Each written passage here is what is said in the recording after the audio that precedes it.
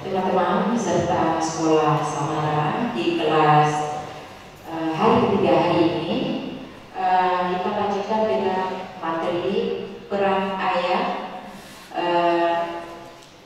dalam pengasuhan. Kita sudah kedatangan seorang ustaz. Saya akan membacakan materi biodata beliau, Dr. Damanhur Abbas, LCMA. Beliau dosen di Universitas Bali Saleh. Riwayat pekerjaan beliau sekarang menjabat sebagai Direktur Markas Al-Islam Baitur Rahman. Nah, waktu kita ada, kita mulai dari jam 10.30 sampai dengan jam 12. Narasumber di kesempatan pagi hari ini, beliau baru turun kemarin dari pesawat dari menunaikan ibadah haji. Pagi hari ini langsung bertemu dengan kita. Jadi Pak Ustadz, peserta kita hari ini dari Aceh Utara, dari Kota Lusmawe, ada yang sudah menikah, kemudian akan menikah, dan belum menikah, akan, belum, dan sudah. Jadi peserta kita ada sekitar 50 orang. Mereka sangat antusias dari hari pertama, hari kedua, dan hari ini hari yang ketiga. Sambil menunggu materi, narasumber kita juga nanti akan memperkenalkan diri secara mendalam lagi. Nah, selain dari materi yang disampaikan, yang dipaparkan oleh narasumber, kita nanti juga akan berdiskusi banyak dengan beliau.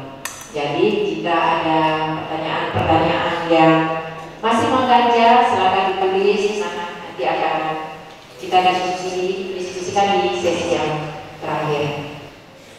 Sambil menunggu, Pak Ustaz mungkin bisa menyampaikan sedikit biodata.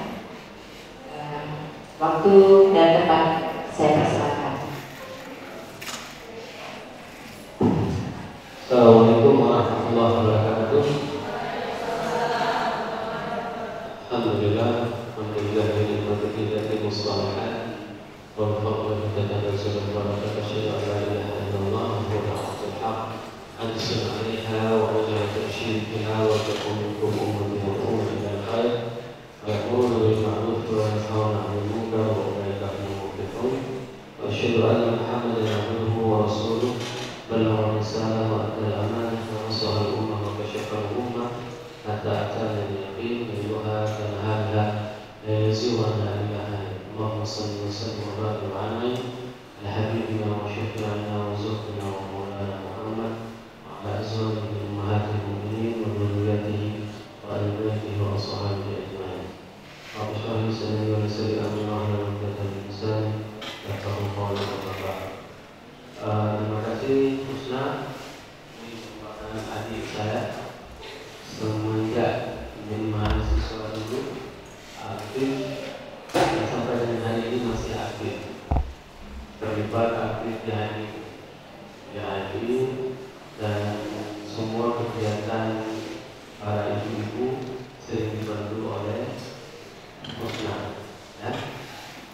Juga turut berhadir teman-teman guru kami, ada Ustaz Azhar, Ustaz Azhar, ya.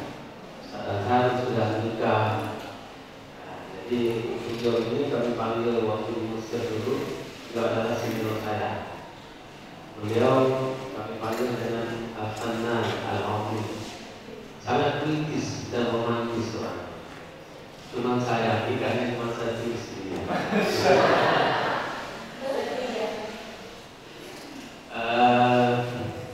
Juga teman-teman dari FDB, Rektor,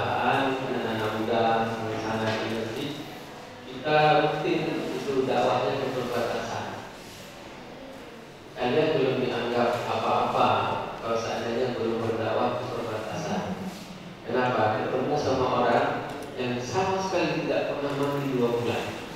Begitu dia mulai tas di depan kita, itu langsung kaumnya itu naik buru-buru.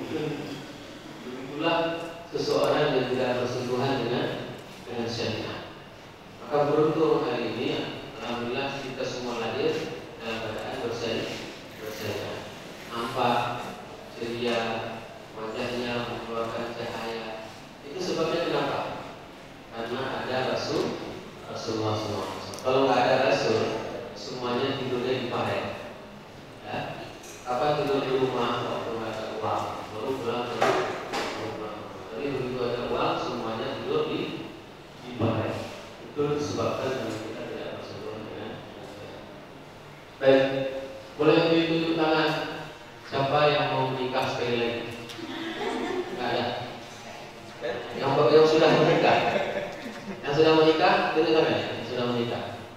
1, 2, 3, 4, 5, 6, 7, 8. Berarti sisanya belum menikah ya, bukan akan menikah sekali lagi ya. Karena itu boleh. Saya baru pulang dari haji, selalu ditanyai sama teman-teman di sana. Selalu ditanyai, kamu rata? Saya berdiri. Berapa orang istrimu? Alhamdulillah, binikmatillah, inti wahid. Haram alik ya Syekh. Dosa kamu kalau nikah cuma 1. Dia bilang seperti itu.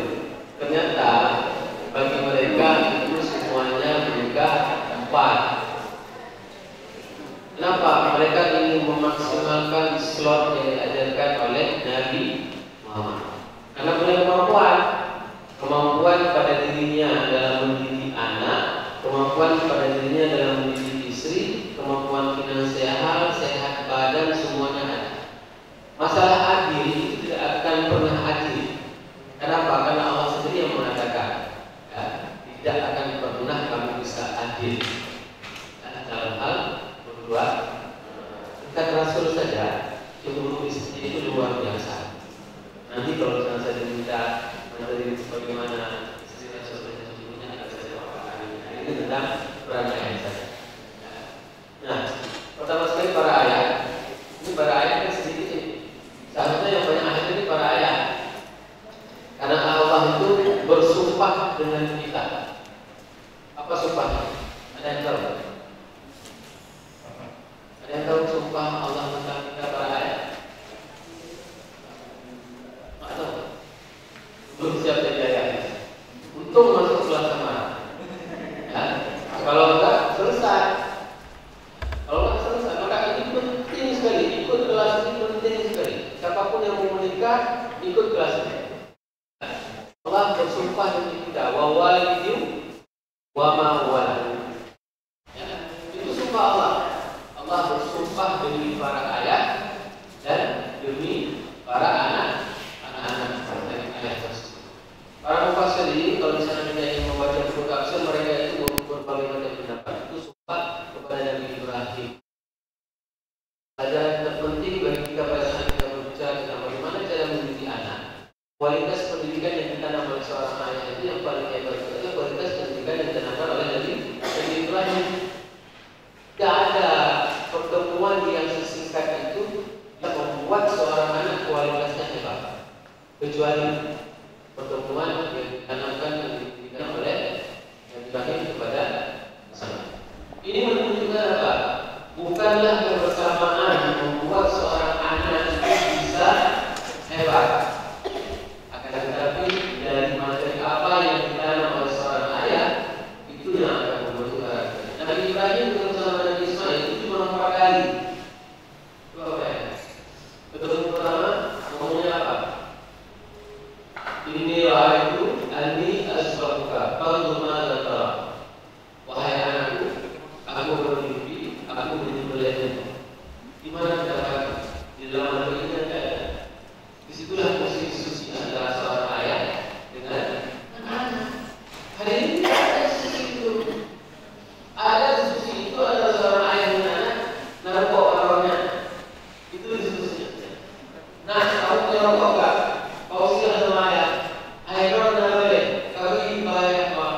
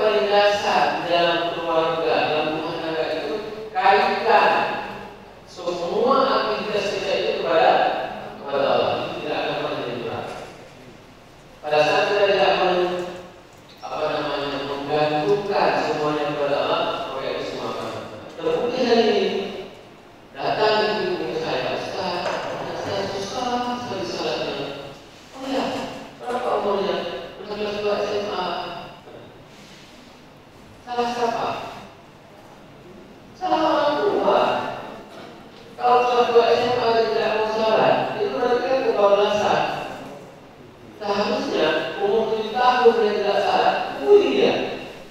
Tapi jangan suruh pukulnya ya. Jangan pukuli dan ada tidak kaki namanya. Umur 7 tahun, pukuli. Ini bagaimana cara memukul anak? Ayahnya ada nggak sholat? Itu benar ini. Bagaimana dia bisa mendidik anaknya kalau seandainya ayah sendiri tidak sah? Tidak bisa. Maka pelajaran yang paling terpenting di dalam rumah tangga adalah seorang ayah harus mengingat sumpah Allah. Allah bersumpah demi kita, demi seorang ayah. Kenapa Allah bersumpah? Karena pada saat kita berhijab kabul, ya, memegang tangan wali, maka pada saat itu arsy Allah bergetar. Ada yang tahu berapa ukuran arsy Allah? Arsy betul, sehingga sana Allah, makhluk yang paling terbesar, Bumi ini nggak ada apa-apanya. Bumi ini, kalau misalnya kita membaca literatur hadis, kalau dikuprak satu sayap malaikat itu tenggelam semua. Satu sayap malaikat itu punya berapa sayap? Uli ajnihatin matna wa thulatha wa ruba'. Sayap malaikat itu banyak. Satu aja dibentangkan itu tenggelam semua. Nah, setiap hari arsy Allah itu dimasuki oleh malaikat. Berapa banyak? 70.000 malaikat. Begitu seorang pemuda memegang tangan seorang ayah, calon ayahnya itu mengatakan, saya nikahkan anak saya yang bernama Maimunah binti Harun itu kepada kamu dengan mahar 20 mayam emas. Dibilang sama calon suaminya, saya terima nikah anak bapak Maimunah binti Harun kepada saya dengan mahar 20 mayam emas tunai. Sah, bilang, bergetar, maka waktu itu dia akan menjatuhkan air matanya. Kenapa? Karena yang dulunya haram jadi halal. Dan kenapa iblis itu paling takut pada saat ada hubungan suami istri yang sah? Karena inilah yang akan membuat cikal bakal generasinya akan memuji Allah di atas muka bumi. Maka dia itu sangat marah. Jadi akad itu adalah sesuatu yang sangat sakral, sehingga apabila orang waktu akad itu biasa-biasa saja, tenang-tenang, adem ayem, ini kayaknya lama ini bisa dilihat. Tapi kalau dia betul-betul merasakan semua tanggung jawab dari seorang ayah itu akan terbebani kepada si suami, pindah semuanya. Maka ada seorang ayah itu pada saat ini kalau misalnya dia nggak tanya berapa mayat kamu mampu, apa pekerjaanmu, nggak ada. Ditanya apa? Kamu betul suka sama anak saya? Kamu tahu hukum Allah? Itu yang ditanyakan. Kamu paham tentang syariat Allah? Itu pertanyaannya. Oh nggak paham, suruh pulang. Tapi begitu dia sudah lewat tes, tanya tentang keimanan, tentang syariat, tentang akhlak, semuanya, terus apa yang dikatakan? Mulai hari ini, aku pindahkan semua tanggung jawab aku kepada diriku. Maka suatu hari nanti kalau seandainya anak perempuanku masuk ke dalam neraka, maka engkau akan tuntut kepada dia membesarkan dengan harta yang halal. Ajari dia menuntut orang, ajari dia menuntut salah, sampai keturunanku itu masuk neraka karena itu betul-betul orang tua. Ini begitu datang seorang anak muda ke rumah orang tua, kumpul. Itu pertanyaan pertama, kerjaannya apa? Bukan PNS. Seakan-akan yang menjadi pekerjaan itu cuma PNS. PNS itu nggak masuk ke dalam 10 pintu rezeki. 9 pintu rezeki semuanya dari unsur perdagangan bisnis. Dan 10 pintu rezeki itu 9 dari unsur perdagangan, 1 pintu rebutan antara PNS, dosen, bagi pencuri misalnya, koruptor, semuanya gabung di situ. Nah, ini merupakan hal yang paling utama. Kalau kita ingin memperbaiki bagaimana kehidupan rumah tangga, belajar Al-Quran, belajar hadis, belajar ilmu-ilmu dari para ulama. Kami dulu kalau di Azhar itu ada satu mata kuliah namanya Aqwalus Syahsyah. Itu menjelaskan bagaimana tanggung jawab seorang kepala rumah tangga. Sehingga saya tidak berani bilang banyak-banyak untuk istri saya, karena saya tahu semua. Nah, misalnya kita suruh istri itu menyuci, itu nggak ada kewajibannya. Ya, paham kan? Kalian yang perempuan tidak ada kewajiban untuk menyuci, tidak ada kewajiban untuk masak, tidak ada kewajiban untuk. Kewajibannya apa? Taat, patuh sama suami. Kalau disuruh masak sama suami, masak.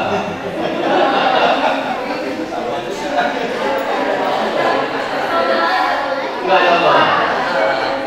Kalau suaminya paham agama, dia tak akan suruh istrinya.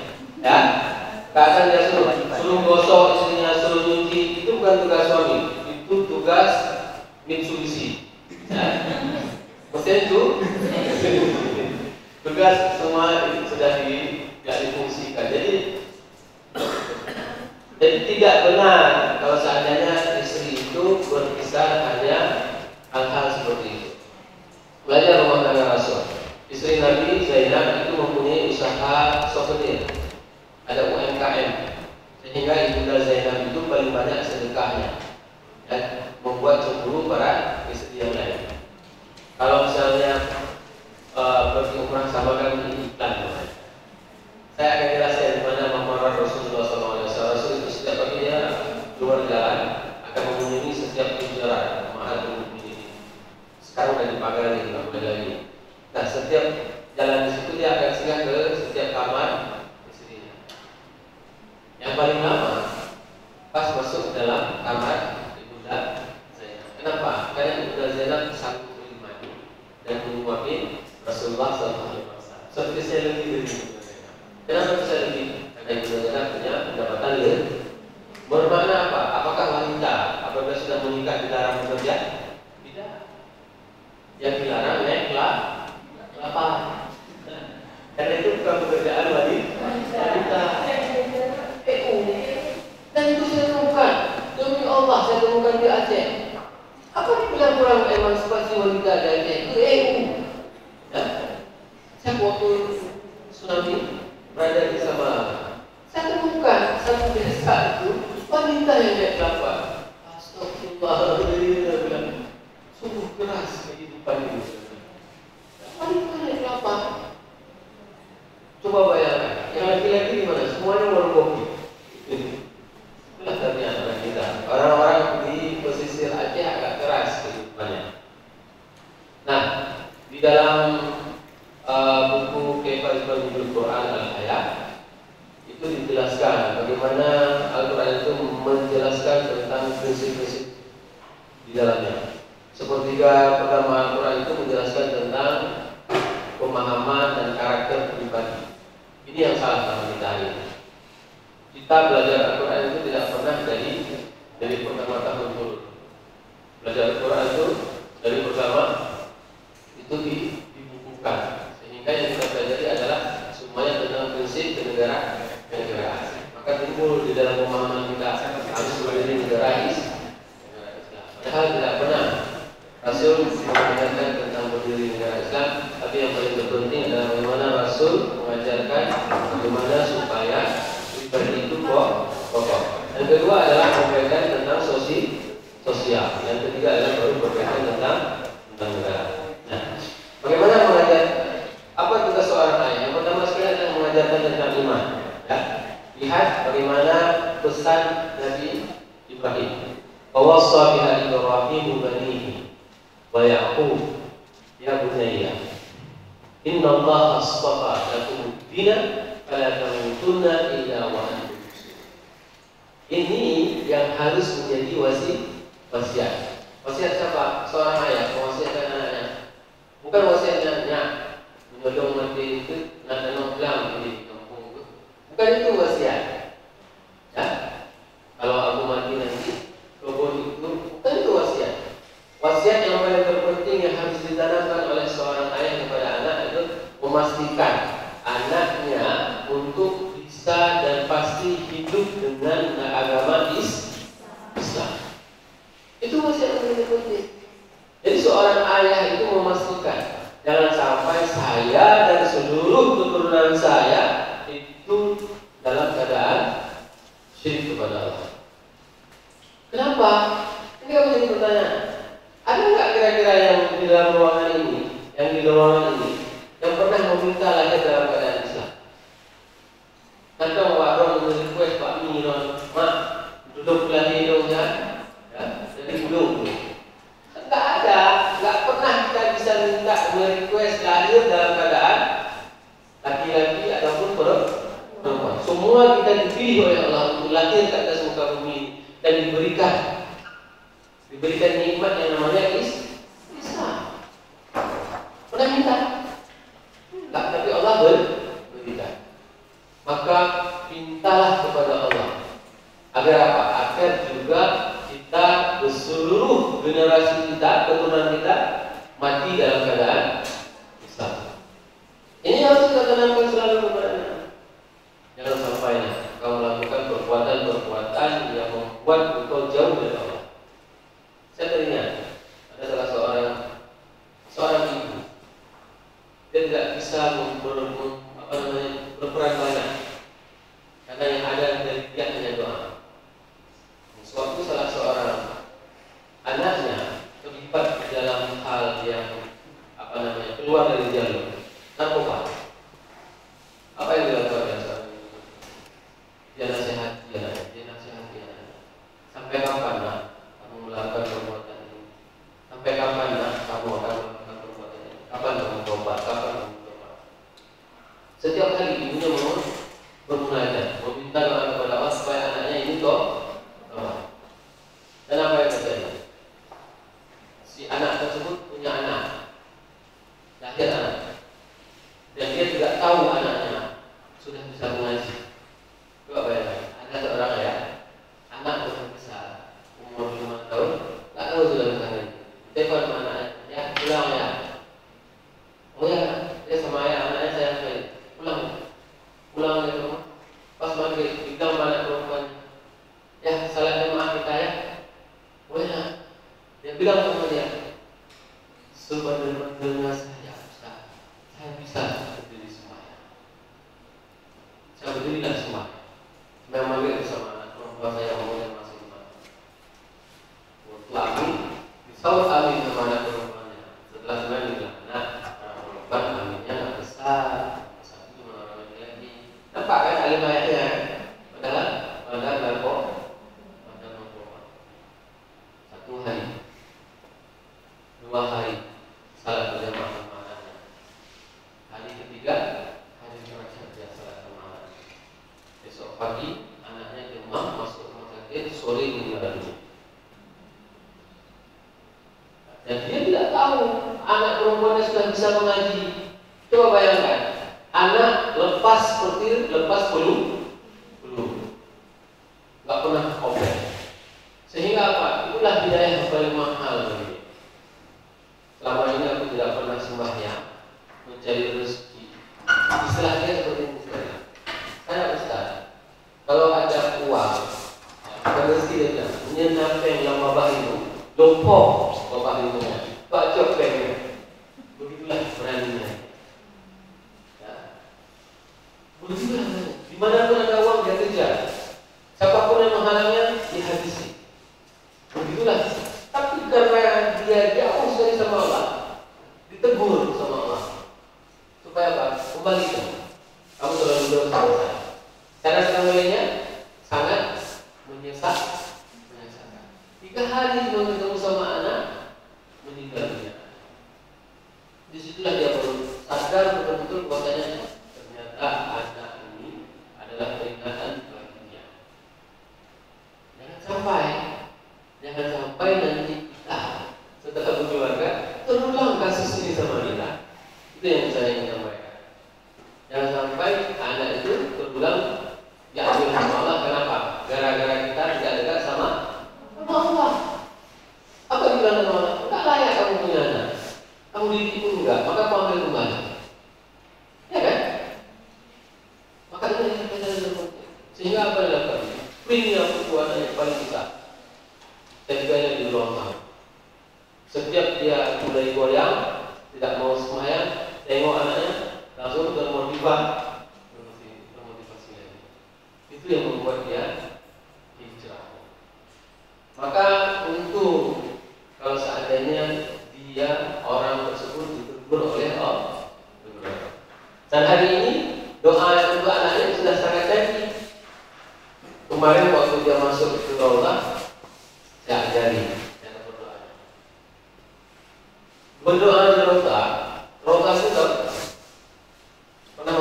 Siapa yang sudah pernah masuk Raudah? Ada. Semoga yang belajar hari ini diberikan rezeki oleh Allah untuk bisa masuk ke dalam Raudah. Itu taman surga. Taman surga, bokahan surga yang Allah ambil dari surga ditempatkan di Madinah. Antara rumah Rasul sama mimbar. Itu surga. Tahu surga? Itulah surga. Surga yang ada di dunia namanya Raudah. Saya bilang, Bang, abang udah masuk Raudah nih. Minta doa sama Allah. Apa doanya saya? Minta doa. Ya Allah, sungguh Engkau menyayangi kami.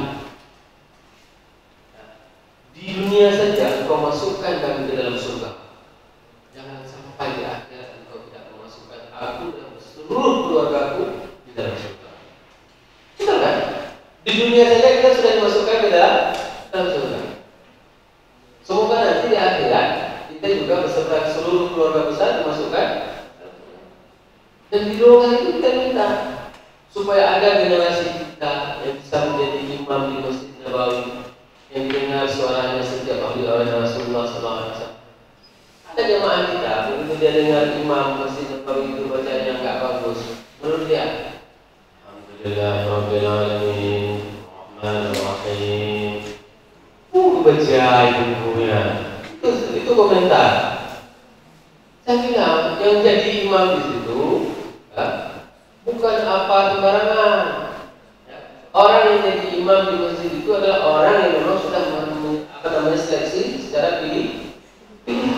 Kehidupannya, orang tuanya, semua itu sudah ter-screening.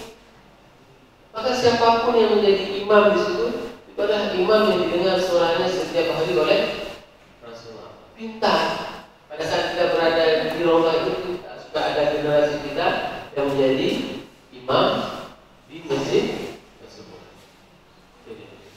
Apa yang pertama sekali kita ajarkan tentang keimanan, sebagaimana yang diajarkan oleh Nabi Yakub. Nabi Yakub diajarkan oleh Nabi Ibrahim.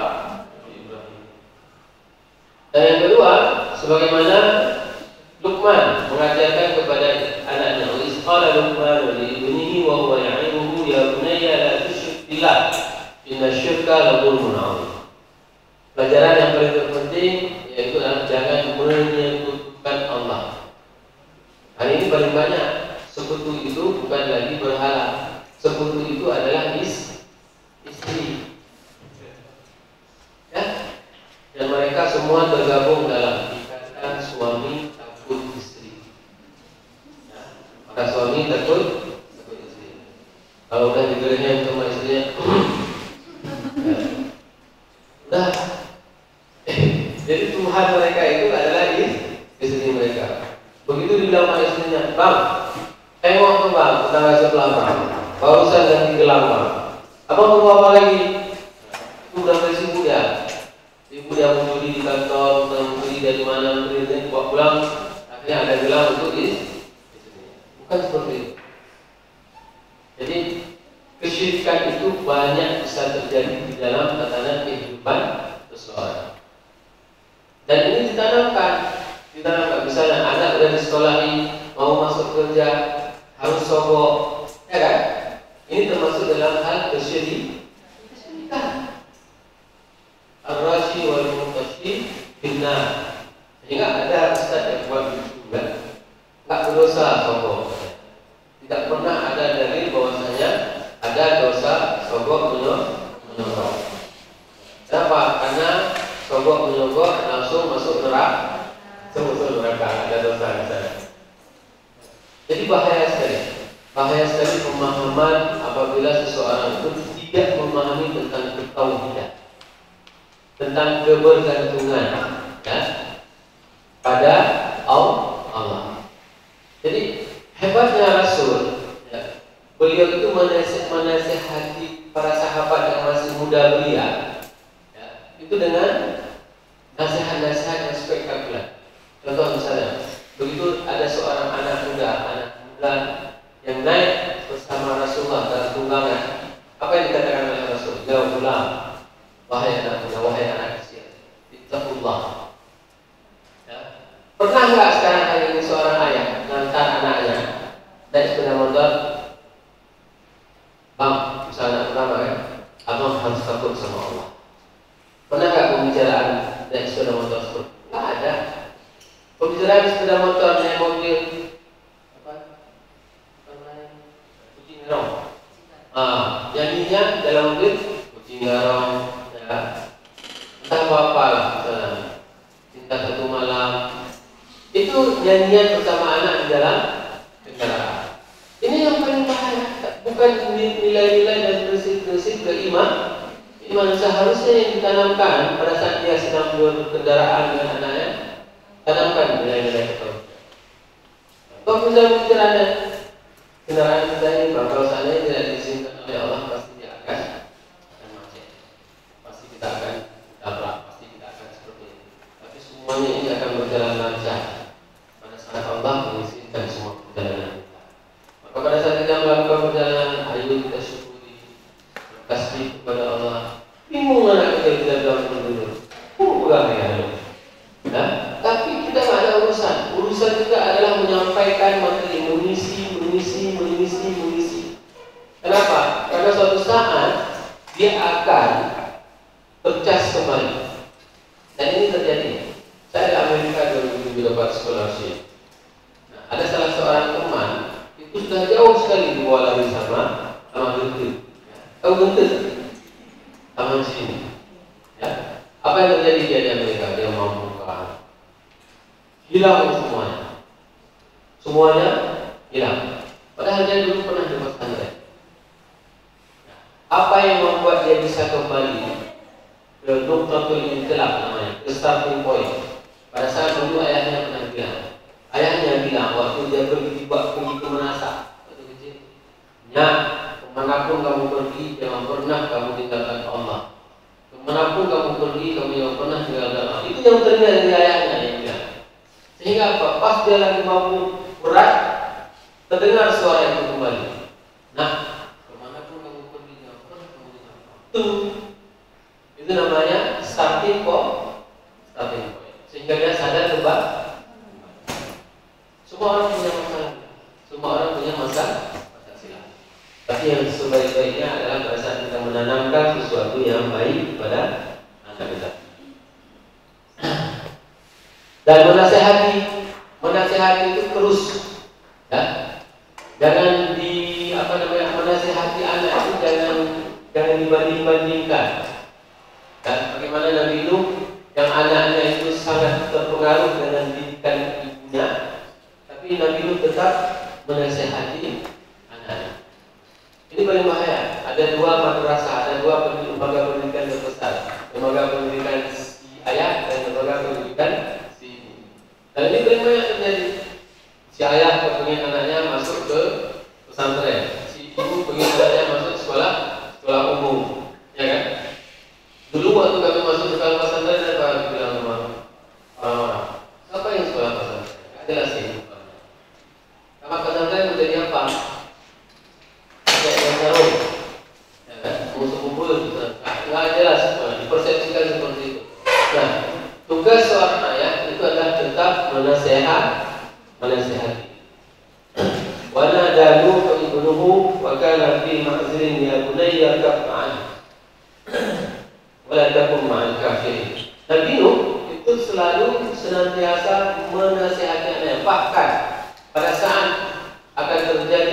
banjir besar, Nabi Nuh tetap memanggil anaknya. Untuk apa? Untuk bisa selamat.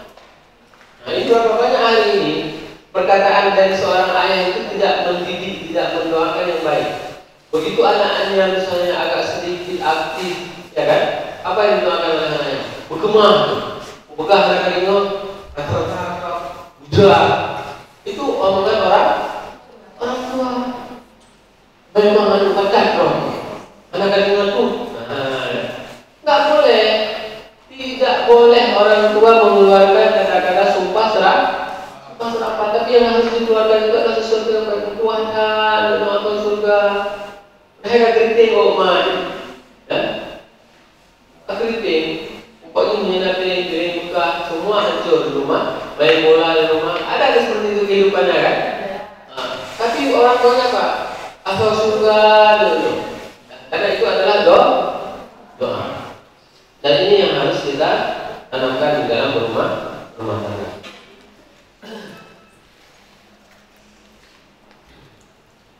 Dan ajarkan kepada anak untuk tidak sombong. Ini penting sekali. Bagaimana Nabi Nuh dan bagaimana Nabi Yusuf pada saat beliau bermimpi, pada saat melihat bintang itu sujud kepada Nabi Yusuf. Apa yang dikatakan olehnya? Jangan ceritakan mimpimu kepada saudara-saudara. Ya? Jangan ceritakan mimpimu kepada saudara-saudara. Dan hal yang sama diajari oleh siapa? Umar mengajari siapa? Anaknya Abdullah. Abdullah itu setiap hari bisa naikkan majelis ilmu Rasul. Majelis ilmu Rasul dibuat satu dua. Kalau misalnya ibu-ibu ada bapak-bapak dan Madinah, pintu Jibril sebelah sana.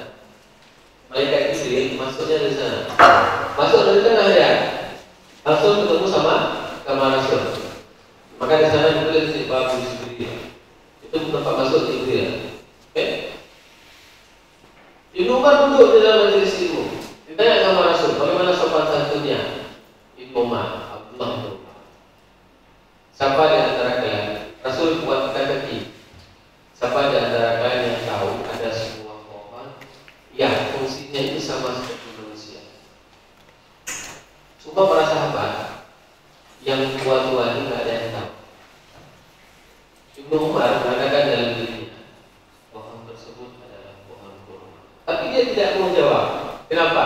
Di situ ada ayahnya, di situ ada Abu Bakar, di situ ada senior semuanya. Dia tahan, dia redam emosinya, jiwanya. Supaya apa? Supaya yang tua-tua tidak malu.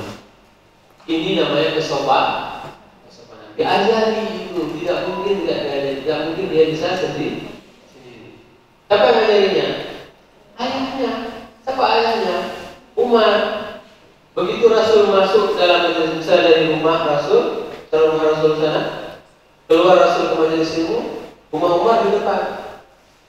Dalam mana pergi masuk majelis ilmu. Itu cara mendidik anak. Bapak Ibu semuanya. Yang ketiga, yaitu menjaga supaya anak tersebut dia tetap dalam keadaan yang baik-baik saja. Contoh misalnya, berapa banyak hari ini rumah tangga yang masih menjaga anaknya untuk tidak keluar malam? Masih ada? Di era 80-an, siapa saja yang keluar habis sembahyang Isya itu aib besar. Ya? Bisa dipertahankan itu? Bisa? Hancur besar. Saya nggak bisa larang, ya Ustaz. Apa bilang? Itu bapak. Anak saya sampai dengan hari ini. Sampai dengan hari ini anak saya tidak pernah keluar setelah Isya. Di rumah. Kelas berapa ya? Kelas 3 SMA. Ya. Tidak ada HP-nya. Kok bisa? Yang kasih HP siapa? Siapa yang kasih HP? Yang beli HP siapa? Ayahnya sama mamanya. Yang isi pulsa apa? Ayahnya sama mamanya. Kalau nggak kita kasih, apa yang udah? Nato udah nggak yang ini? Inilah kuncinya. Adanya ketegasan dari orang tua. Anak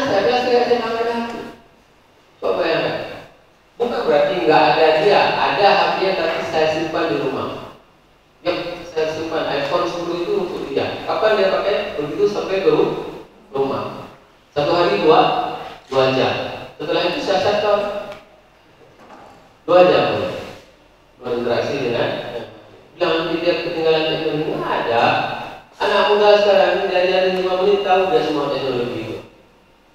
Bayangkan kalau seandainya dia perlu HP, dia tidur HP dengan HP semua dengan HP. Tinggal di dalam kamar.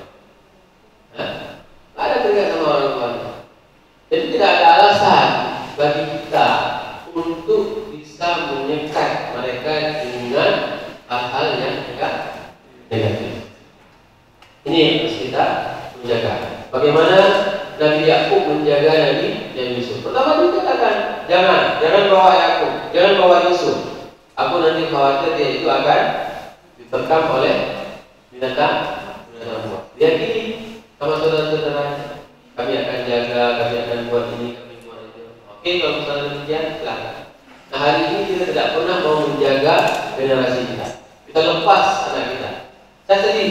Dan saya sering mengatakan kepada saudara-saudara sekalian, kambing jam 6 sore, kalau anaknya tidak pulang dia jadi ya kan? Kan pada di sini pohon tepuk anak yang warna ini yang tidak nanti malam waktu coba pergi ke kafe, kita pulang mau pergi sembahyang subuh, dia baru pulang dari kafe. Anak perempuan kita bilang itu kepada anak Aceh besar, anak Medan, anak kos ini. Tidak mungkin semua anak kos. Tidak mungkin semua anak kos. Kalau bukan anak kita. Mana ayahnya? Mana ibunya? Kambing saja jam 6 sudah jadi anaknya. Kita manusia, ya. Jam 3 malam anak belum pulang mana? Ini yang harus menjadi penjagaan. Dan berikutnya ditanamkan persaudaraan. Sebagaimana dalam surat Yusuf, Allah berfirman, "Wajah ma'al khamis bidan min kadhib, qala farsawwalakum anfusukum amran fasabrun jamil, wallahu musta'an ala ma tasifun." Ini dibuat persaudaraan. Persaudaraan itu memang harus antara sesama mereka. Nah, banyak cara orang tua itu mendidik persaudaraan itu melalui meja makan, dan ini harus diterapkan. Contoh, berapa banyak nanti pada saat kalian sedang berkeluarga ada makan di meja makan. Gak mesti di meja ya, maksudnya makan bersama ya. Makan bersama. Kalau misalnya terkadang rumah tangga kita nggak punya meja, apalagi di Arab pun ada meja di lantai ya, makan dituangin semua makanan, makan sama-sama. Nah, persaudaraan yang ditanamkan di meja makan itu adalah bagaimana tanggung jawab seorang abang untuk mendistribusikan makanan. Jangan begitu misalnya mamanya masak ayam, misalnya ayam bebek yang kesukaan semuanya, yang paling banyak itu kita dapat siapa? Jangan, coba berikan wewenang. Berikan wewenang kepada anak untuk membagi makanan. Biasakan seperti itu. Supaya apa? Supaya dia nanti mempunyai rasa tanggung jawab dan persaudaraan. Karena banyak sekali permasalahan. Pada saat begitu orang tua meninggal, mereka sesama anak saling merebutkan harta warisan. Kenapa? Karena mereka tidak pernah ditanamkan persaudaraan. Berikutnya,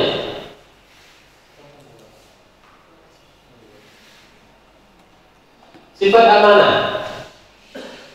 Dalam surat Yusuf, Allah berfirman, "Qala lan ursilhu ma'akum hatta tu'tiya mawthiqan min Allah."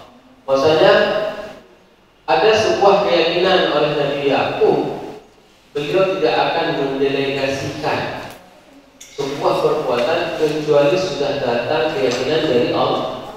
Keyakinan dari Allah. Hal seperti ini terjadi sama ibunya Musa. Ibu Musa pada saat beliau itu disuruh menghanyutkan anaknya, kira-kira ibu mana yang tega? Ada enggak seorang ibu yang tega untuk menghanyutkan anaknya? Tidak ada. Tapi Allah membisikkan fa'al mahar Ummu Musa. Maka Allah memberikan ilham kepada ibunda Musa. Maka itulah yang dinamakan dengan keimanan. Keimanan itu apa? Pada saat seseorang itu diberikan keyakinan oleh Allah untuk melakukan sesuatu yang baik. Nah, berikutnya musyawarah. Musyawarah ini kisah Musa juga. Pada saat Nabi Musa menimba air kepada 2 orang anak perempuan dan itu tidak dibayar. Lalu si anak perempuan tersebut menceritakan kebaikan seorang pemuda yang membantunya. Apa yang dia lakukan? Dia musyawarah sama ayahnya. Ya, kemarin itu kan kami kan ditimbain air sama anak muda. Gimana kalau seandainya kau bayar upah dia karena kebaikan? Itu diskusi. Hidup diskusi di dalam rumah tangga. Ya, antara anak dengan ayah, antara anak dengan ibu. Biasanya paling tidak hidup diskusi itu antara anak perempuan dengan ayah. Mau dia cerita. Seharusnya kalau belajar dari kisah ini adalah diskusi antara anak perempuan dengan ayahnya. Tentang apa? Kalau boleh ya, si anak muda itu kamu jadikan suami kami. Coba bayangkan. Pembicaraannya kan tidak bulat. Bahkan berdiskusi tentang calon istri, calon suami itu merupakan sesuatu yang memang hal yang harus didiskusikan. Paham maksudnya? Ini mau menikah, tidak pernah dia diskusi sama orang tuanya.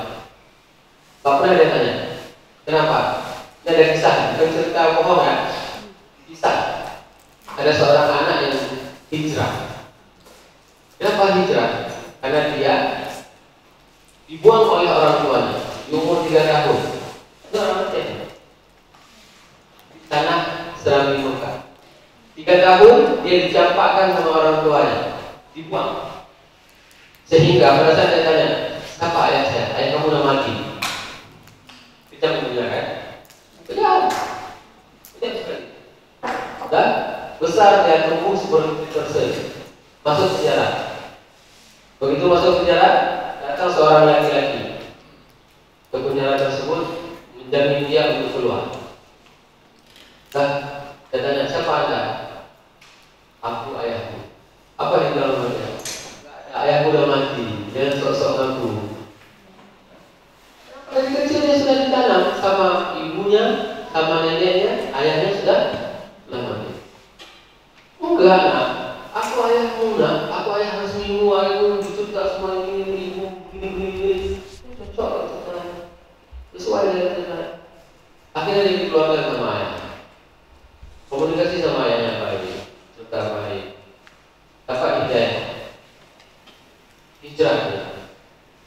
Begitu hijrah, dapatlah dalam istri. Dia nggak kenal sama ibunya. Karena ibunya menelantarkan dia, buang dia di umur 3 tahun. Menikah ya. Di WA sama ibunya. Kenapa nak kamu nggak bilang sama ibu kamu menikah? Ibu kan ibumu. Apa dia? Emang ibu peduli apa tentang saya? Ada tanggung jawab apa? Terus dari semuanya. Jumpa sama saya. Jumpa tidak pas ikut pengajian ngopi, ngobrol perkara iman di kafe. Materi saya tentang birrul walidain waktu itu. Apa yang saya ceritakan itu kejadian sama dia semua. Jadi pas setelah itu, apa satu kejadian sama saya. Terus yang sekarang ini saya sama itu seperti bertahan.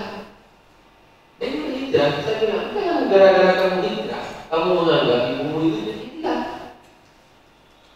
Sekarang kamu telepon ibumu, minta maaf sama ibumu. Kenapa Ustaz? Saya masih boleh.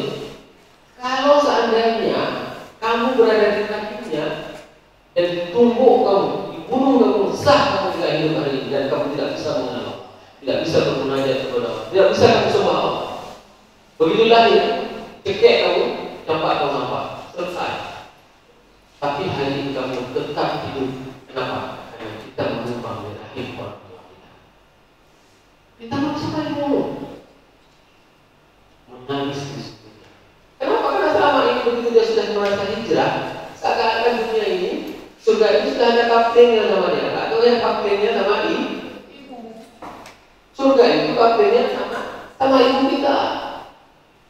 Kalau dibilang sama orang tua, durhaka kamu nak, durhaka.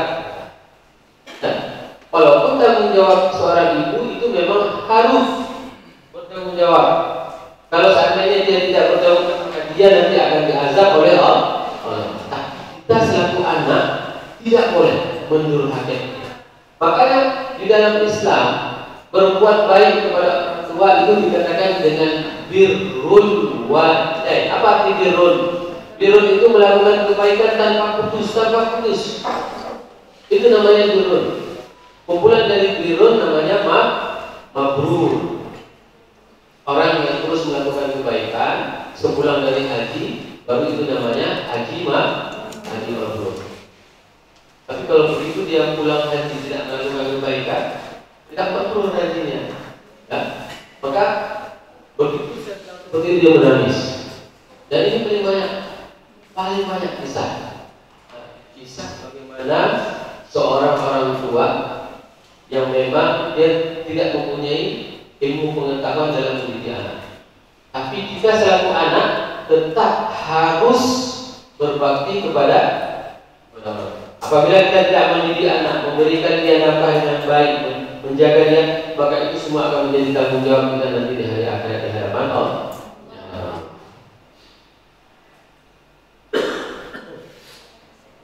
Berdiskusi, ya. Sebagaimana sudah saya jelaskan tadi, kisah Nabi Ibrahim dengan Nabi Ismail. Nanti kalau misalnya Bapak Ibu pergi ke Mina, di sebelah kiri kalau dari arah Musdalifah, sebelah kiri ada nama tebu Mazbahah, ada tebu tempat penyembelihan. Di situ terjadi diskusi yang sangat luar biasa.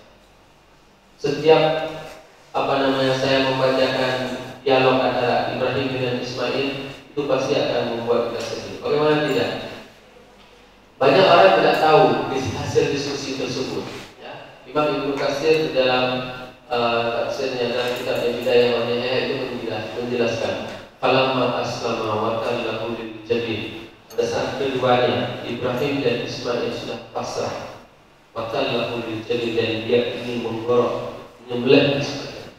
Di situ ada diskusi yang tidak disebutkan dalam kitab-kitab lain. Apa diskusinya?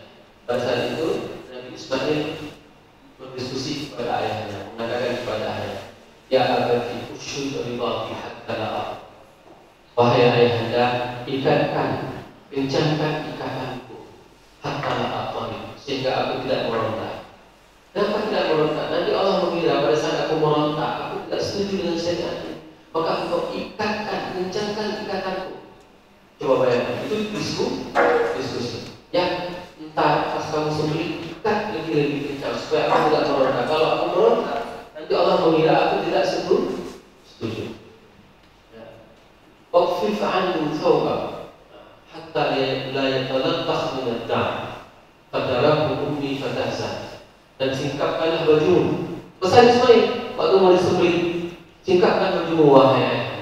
Nanti pada saat engkau menyembelihku, darah itu tidak muncrat mengenai bajumu. Fadarahu ummi fatahzan, sehingga ibunda melihat ada darah di bajumu, maka dia akan bersedih. Ini diskusi loh, ya, diskusi antara seorang anak dengan anak. Wa asfiq ma rasidkin, dan percepatlah pada saat engkau menggorokku, percepatkan.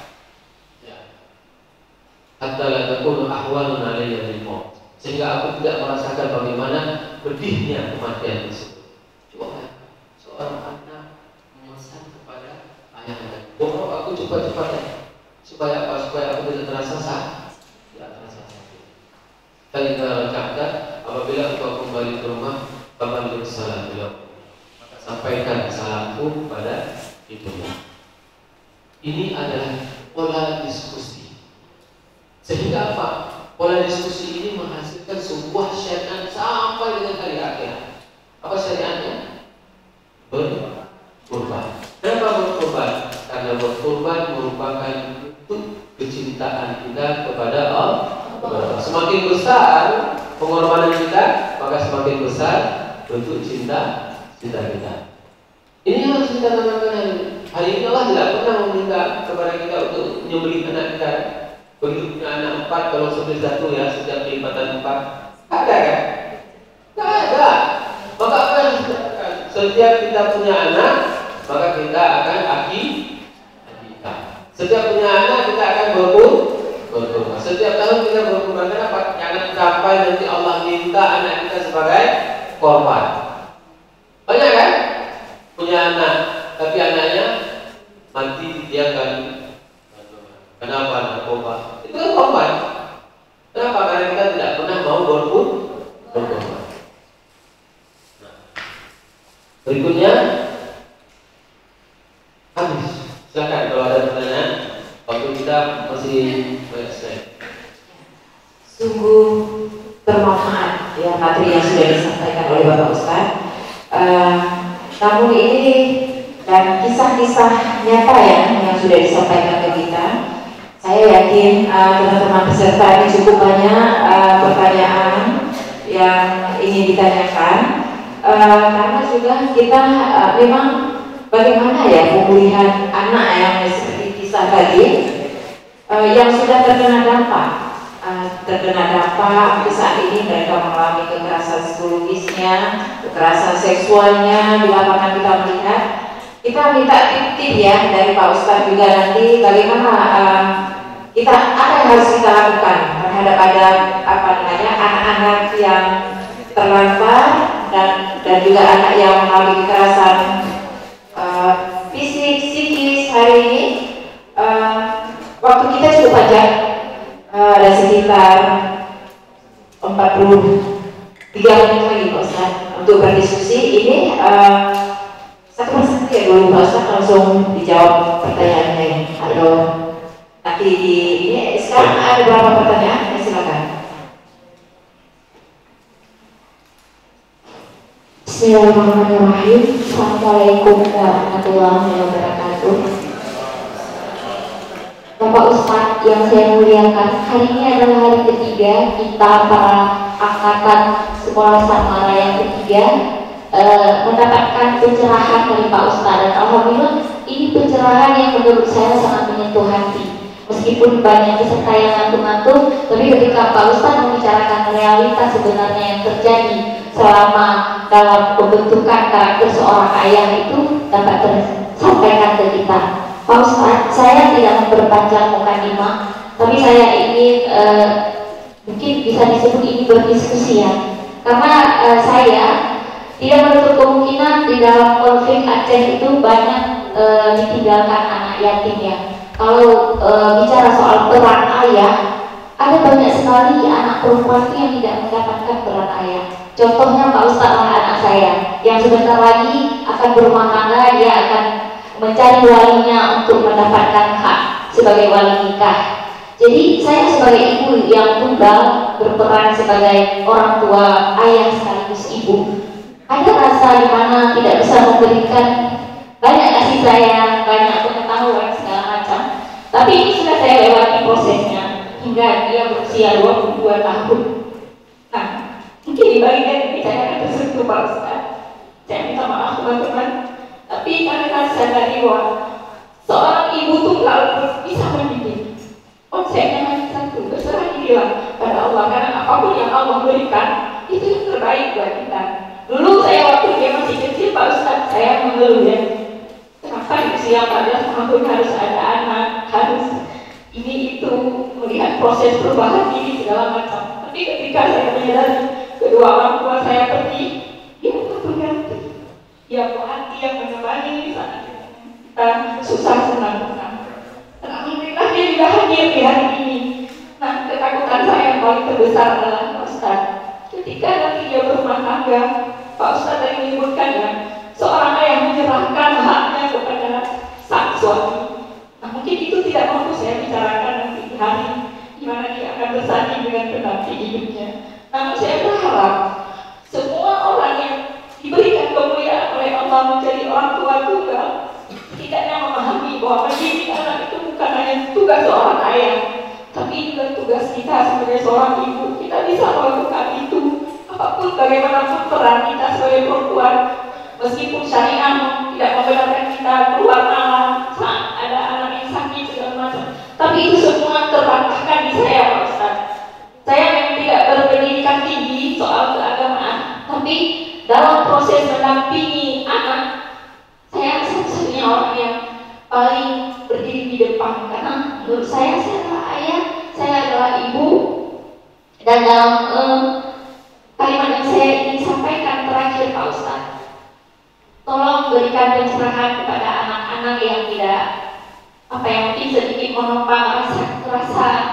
sedihnya mereka sebagai orang yang tidak pernah mengenal sosok ayah.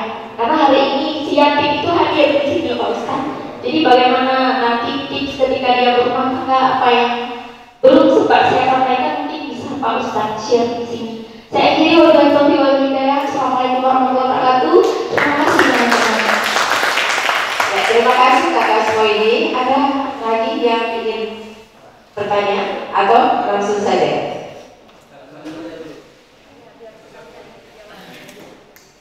Satu aja dulu. Karena, ya kan? Makasih banyak. Bukan apa namanya? Oh, dan kakak ya. Oh, baik. Buat saya sampai dengan hari ini nggak menikah lagi.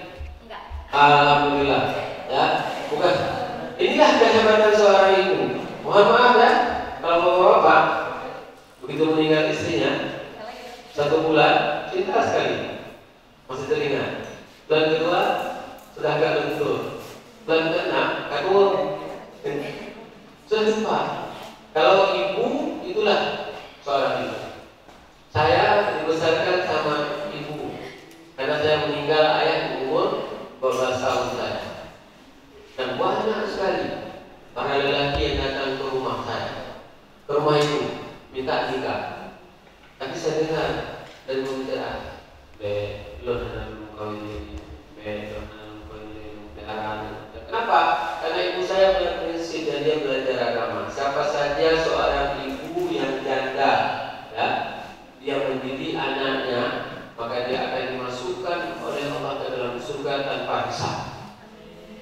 Nah, ini yang paling luar biasa spektakuler. Siapa yang bertahan dengan kehidupannya membesarkan anak yatim tersebut, maka dia akan dimasukkan dalam surga tanpa hisab. Nanti malaikat, kalau ibu nanti di antara salah satunya, di malaikat begitu dimasukkan ke dalam surga, susu masuk surga. Malaikat, stop dulu. Siapa kamu? Nah, ditanya sama malaikat. Dibilang sama itu, kamu nggak tahu saya siapa? Ya? Seorang janda tadi yang membesarkan anak yatim, kamu nggak tahu saya siapa? Enggak. Apa amalanmu tanpa hisab kamu bisa langsung masuk ke surga kembali? Saya adalah seorang ibu janda yang membesarkan anak yatim. Itulah baru dia terkejut malaikat perasaan mengetahui bahwasanya seorang janda apabila dia membesarkan anaknya tersebut dan dia tidak menikah lagi, menjaga kehormatannya, ya, maka dia akan dimasukkan ke dalam surga tanpa hisab. Ya, semoga ibu-ibu yang janda sanggup mempertahankan kehormatannya, martabatnya, ya, sehingga nanti Allah akan masukkan ke dalam surga dan tentu berat. Kenapa saya katakan berat? Karena saya juga merasakan saya seorang anak yatim yang melihat ibu saya. Ini cerita, ya, cerita sedang masalah pribadi. Ibu saya itu menyekolahkan kami itu sampai keluar darah, dari hidungnya. Kenapa? Dia tidak makan enak, hanya untuk memastikan anaknya bisa sekolah. Saya dapat beasiswa loh. Saya dapat beasiswa di Al-Azhar. Tapi adik saya waktu itu masih di pesantren, abang saya waktu itu masih kuliah, kakak saya kuliah. Dia kerja siang malam, dia masak, dia catering, dia masak, sehingga apa? Sampai dia bermodal. Dan apa yang terjadi? Semua kami kalau mau diukur standarnya, semua kami PNS. Yang lagi jadi dosen, yang perempuan jadi guru. Berhasil nggak ibu saya? Berhasil. Kenapa berhasil? Karena dia nggak macam-macam. Nggak seperti, mohon maaf, dunia ibu-ibu hari ini, dunia sosialita. Halo guys, kita sedang nongkrong di kafe ini, mulai mata hijau, tas hijau, gigi hijau, semua hijau. Nggak ada cerita dulu. Yang dia pikirkan apa? Anaknya.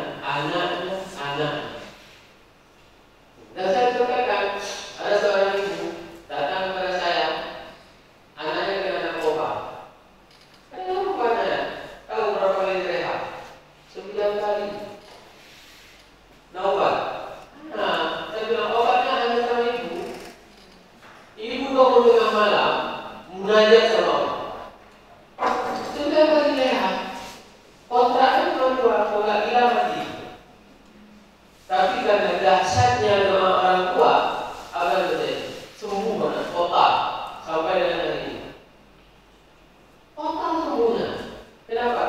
doa orang.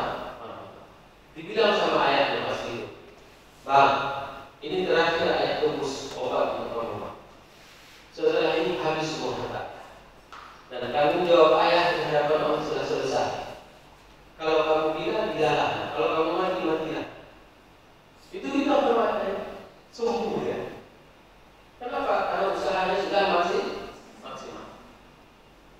Nah, nggak ada di tempat kita bergantung kecuali sama Allah. Mau mengharap belas kasihan orang, nggak ada. Orang sayang sama kita. Ya, nggak ada. Maka saya yakin sekali kalau seandainya kita mendidik anak kita dengan cara seperti itu, maka kita tidak akan pernah meninggalkan orang tua kita. Kalau seandainya kita mendapat didikan dari orang tua kita seperti itu, dengan perjuangan ibu kita seperti itu yang susah membesarkan kita, begitu kita akan menikah. Kalau misalnya anak laki-laki, haram bagi munah untuk kamu bahagiakan istrimu sedangkan ibumu tidak kau bahagia. Ya. Kenapa? Karena tugas tanggung jawab anak laki-laki itu adalah mengabdi kepada orang tuamu sampai kapanpun.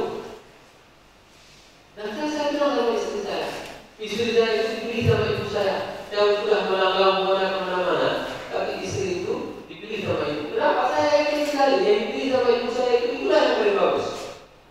Dan alhamdulillah berarti baik. Ya. Itu yang saya bilang. Saya dipilih istri saya sama ibu saya.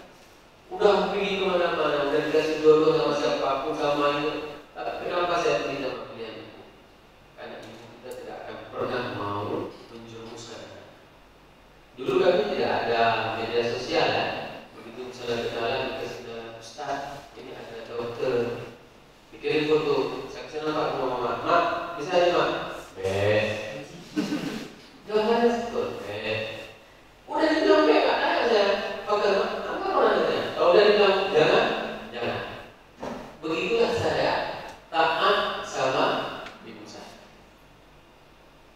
Apa yang terjadi? Menikah sama istri, saya kasih uang. Berapapun yang diminta sama ibu saya kasih. Nyak, jawaban saya nyak. Mak boleh saya perlu mak? Dia juta. Coba. Di depan istri saya. Sama. Kenapa? Karena istri itu pilih jalan sama ibu. Ini penting sekali mengabdi kepada orang. Jangan begitu menikah dapat pekerjaan untuk istri diberi seperti soling, kumpul soling. Penuh udah bilang istri itu mamanya, bapak nggak tahu ya kalau dia. Karena bahagiakan orang tuamu. Ya, terlebih engkau adalah anak yatim. Bahagiakan orang tua. Karena kebahagiaan suksesmu hari ini itu sangat tergantung bagaimana engkau memperlakukan orang tua. Kalau engkau tidak bisa membahagiakan orang tuamu, maka tidak akan pernah engkau merasa bahagia dengan kehidupan kamu. Guna, apa manfaatnya? Mohon maaf, ini kejadian haji kemarin. Ya, dipanggil dia dengan nama Walid, Abi, entah apa nama panggilannya. Begitu pergi dari Mekah ke Madinah, transit di stasiun, di tempat peristirahatan. Dia tanya sama saya, Ustaz, berapa harga satu kopi? Kenapa Walid? Tidak ada uang saya, uang sama Umi semuanya. La haula wala quwwata illa billah. Coba bayangkan, Pak, harga uang kami sampai menjual ini. Hampir lapor. Pak, harga uang kami. Semua uang dipegang sama istri. Mana harga dirinya? Saya bilang, Pak Walid makan ya. Dia saya jangan usah. Makan ya, selesai. Itulah apabila kita tidak membahagiakan orang tua. Ya, ingat baik. Orang tua itu adalah tanggung jawab. Bahagiakan dia, senangkan dia. Ini ada salah satu orang gak, ayahnya gak. Dia bilang sama ayahnya, ya, setelah kita main ya, ayah dengan nama pemerintahan ya, minta proyek. Kenapa abang bisa kasih itu ayah? Abang nggak mau kalau ayah itu marah-marah sama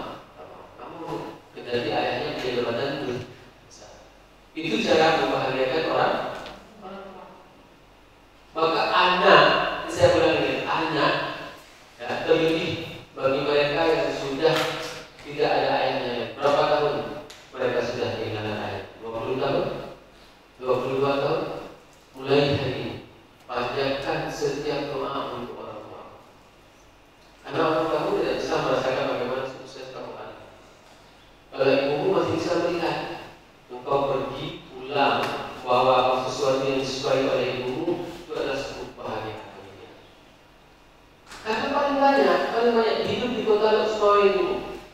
Ini ibu-ibu kan paling banyak curhat. Dia bilang sama Ustaz, tolong telepon anak saya sebentar. Anaknya belum teman, saya kenal. Telepon anak saya sebentar. Kenapa Bu? Jangan siksa kerinduan saya. Maksudnya dia tidak pernah singgah di rumah saya. Dia tinggal sebuah sama saya. Tidak pernah dia singgah di rumah. Saya kepingin dia singgah ke rumah. Oh semua apa? Bagaimana sibuknya seorang anak. Padahal setiap hari anak tersebut dimandikan sama ibunya, dipasangin baju, dikasih bedak, setiap pagi disisir rambut, setiap itu. Pernah nggak teringat? Pernah nggak kita teringat bahwa setiap hari ibu kita itu memandikan kita, nyisir kita, dipakai pakaian setiap sore, kita main. Sekarang yang dirindukan oleh seorang ibu itu adalah suaranya. Apa kabarnya?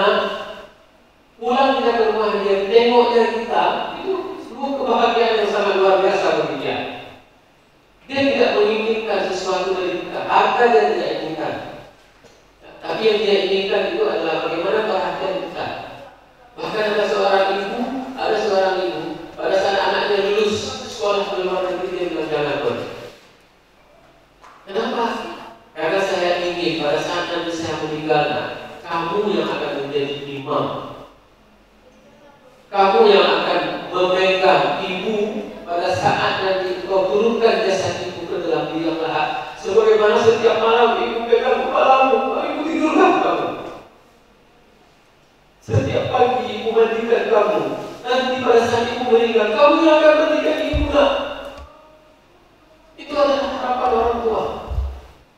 Pada saat dia memandikan kita setiap pagi, ada harapan nanti yang akan memandikan dia. Itu adalah setiap hari kita dipasang pakaian dengan pakaian untuk dibedah kita. Nanti pada saat dia meninggal, kita akan memasangkan pakaian terakhir itu dipasangkan oleh anaknya.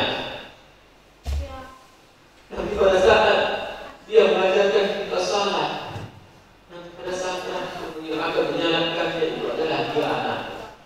Ini adalah harapan terbesar dari orang tua. Kepada siapa? Kepada kita anak-anaknya. Kalau ini bisa kita tanamkan kepada anak-anak kita, maka sungguh bahagianya. Pada saat kita sudah berada di dalam liang kubur, pada saat kita berada di dalam liang kubur, dia akan senantiasa mendoakan kepada kita orang tuanya. Berapa lama kan? 22 tahun sudah ayah mungkin sudah pergi. Tapi terkadang kita lupa untuk mengajar kepadanya. Padahal kalau dia tidak mau memberikan nafkah kepada kita, mungkin kita tidak akan hidup sampai dengan hari. Maka pada saat kita sukses, mengajar, minta doa kepada Allah. Agar apa? Agar orang tua kita yang sudah dalam kuburan itu diberkahi, diluaskan umurnya, dan ibu kita yang masih hidup diberikan kebahagiaan. Oke? Silakan dunia. Ya, satu. Silakan. Bismillahirrahmanirrahim. Assalamualaikum warahmatullahi wabarakatuh. Perkenalkan, saya Oleh Fikriani dari jurusan Ekonomi Syariah Universitas Mekto Saleh. Saya berasal dari Pasaman, Sumatera Barat. Lebih tepatnya di Padang. Baik Ustaz, izin bertanya, bagaimana tanggapan Ustaz yang seorang ayah yang pekerjaannya itu seorang koperasi, yang bukan koperasi syariah. Jadi kan itu riba kan Ustaz, dan riba kita sama-sama tahu bahwasanya riba itu haram, diharamkan di dalam Islam. Akan tetapi ketika seorang anaknya itu masuk pesantren dan anaknya sudah tahu hukum tentang hukum pekerja koperasi itu adalah ada ribanya gitu, berarti haram. Terus seorang ayah ini menafkahi keluarganya dengan uang tersebut, dengan gaji tersebut. Itu bagaimana Ustaz? Tapi setelah anaknya masuk pesantren, anaknya minta, ayah jangan kerja itu lagi karena guru saya mengajarkan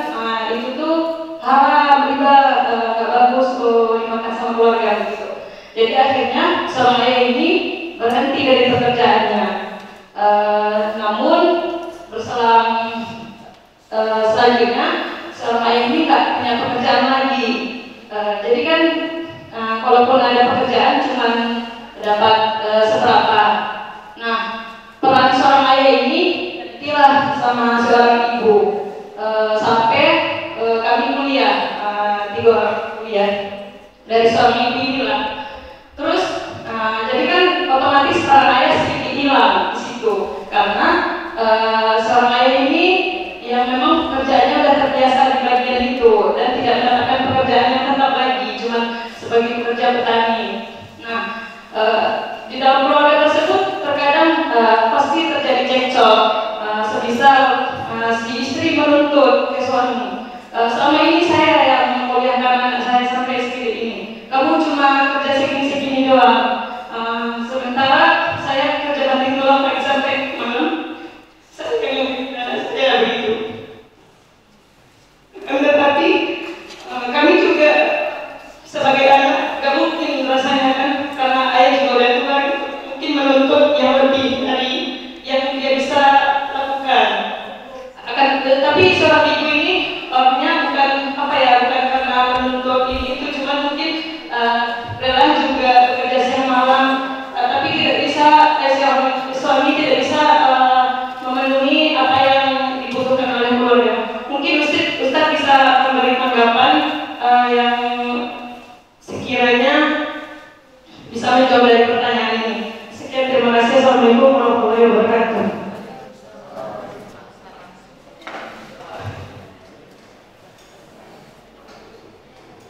Boleh. Dan pola dakwah kita sama orang tua jangan seperti ceramah ya. Ya, begitu pulang mendapat materi jelas seperti ini. Assalamualaikum. Diceramahin ayahnya, apa diceramahin ayahnya? Nah, kalau memang kita bisa memberikan sebuah nuansa kepada orang tua, berikan gambaran, berikan penjelasan yang baik. Kenapa? Karena inilah proses yang dalam seperti materi kita sampaikan berdiskusi. Oke, orang tua ayah tidak bisa bekerja di situ lagi. Solusinya apa? Kan itu kan? Ada solusi nggak? Sehingga nanti keluarga tidak mudah. Tapi kalau memang ada solusi lain, misalnya, ya udah ayah nggak usah kerja aja, kami kehidupannya biasa-biasa aja, tanpa ada dari ayah nggak apa-apa, mudah-mudahan. Boleh, ya, boleh seperti itu. Nah, di dalam proses keluar dari hukum yang asli, hukum Arab itu tetap harus memiliki yang dinamakan dengan tadarus. Apa itu tadarus? Ada fase. Riba sendiri itu proses pengharamannya itu adalah 4 tahapan. Siklusnya 4 tahapan. Pertama, kita jelaskan kepada orang tua kita, apapun bentuk investasi ribawi itu bukan investasi. Itu pemahaman itu menawar dia mungkin amwalinas layar guna indallah. Kita jelaskan ya, kalau ayah kerja seperti ini itu tidak akan berkah, begitu kita jelaskan. Nah, begitu misalnya kita sudah mempunyai sumber pendapatan yang lain, coba kita berikan kepada orang tua kita. Ayo ya, ini ada sedikit modal, coba ayah usahakan, jangan lagi kerja di situ. Itu seperti itu. Nah, kita jelasin keluar dengan bertahap, tidak sekaligus, dengan ekstrim, ya. Tetap prosesnya bertahap. Jelasin secara bertahap. Ya. Kenapa? Karena yang paling bahaya itu tidak mengakui hukum Allah. Pada saat orang mengatakan, ya udah nggak apa-apa, mau kerja apa lagi kalau nggak kesini, itu namanya tidak mengakui hukum Allah. Begitu seseorang tidak mengakui hukum Allah, maka satu-satunya kondisi orang yang beriman yang akan dikekalkan dalam neraka adalah memakan riba. Ya, semua orang yang beriman yang mengucapkan asyhadu alla ilaha illallah wa asyhadu anna muhammadar rasulullah itu akan masuk ke dalam surga, kecuali siapa? Pemakan riba. Dan pemakan riba ini banyak kasusnya, apalagi di kampung-kampung, ya. Di kampung itu namanya mawah, ya kan? Bawah itu seperti apa? Punya tanah sawah. Ya kan ada orang kepepet, ambil tanah sawah dia, kita yang garap, kasih uang untuk dia. Ini kita makan terus-terusan nih, sampai dia mati kita makan. Selama dia tidak bisa tebus, maka orang tersebut adalah orang yang memakan harta secara riba. Hati-hati. Ya, dan ajak berdiskusi sebagaimana yang telah kita pelajari hari ini, ya kan? Jangan diceramahi orang tua. Ada salah satu malam pada saat kita buat kajian di Ohio kemarin, dia minta sama saya, Ustaz, ajarin saya supaya saya bisa berdebat sama ibu saya. Saya bilang, ibu itu tidak pernah salah.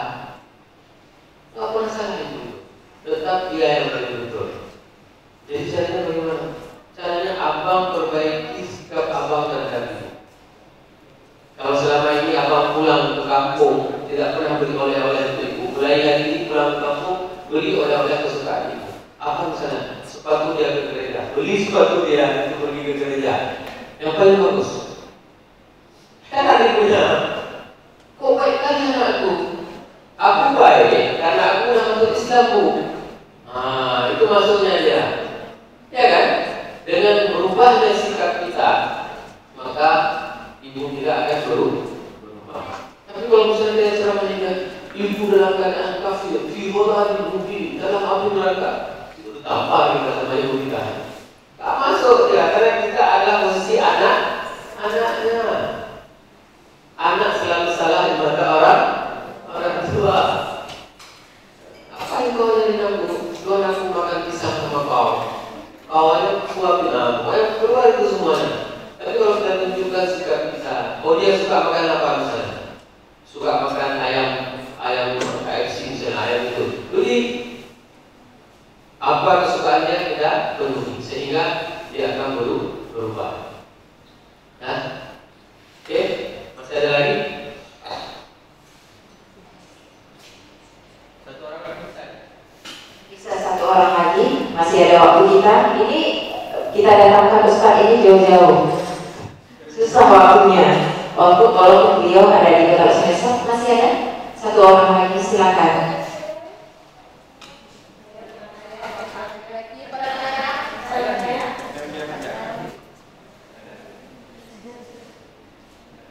Silakan, kita memanfaatkan waktu.